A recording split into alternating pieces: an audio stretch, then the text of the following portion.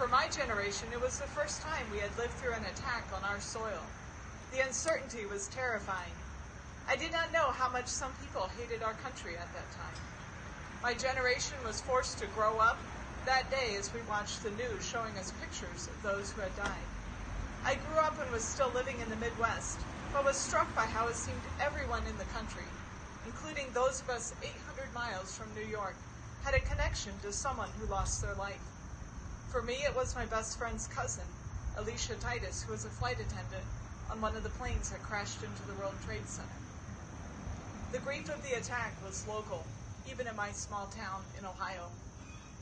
As we reflect on that day and the years since, we recognize that we cannot stop all the evil in the world, but we can choose how to respond.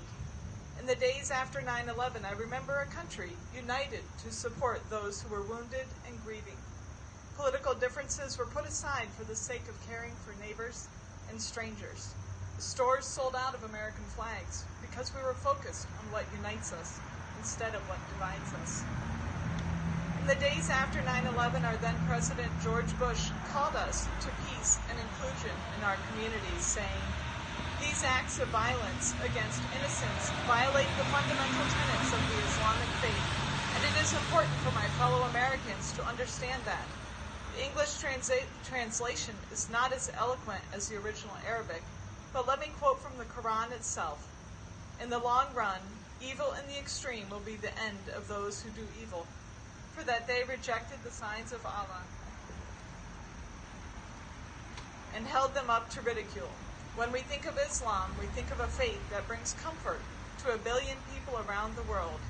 Billions of people find comfort and solace and peace, and that's made brothers and sisters out of every race. And so today, I challenge each of us to consider what actions, great or small, we can take to unite our community, to care for those who are wounded or grieving.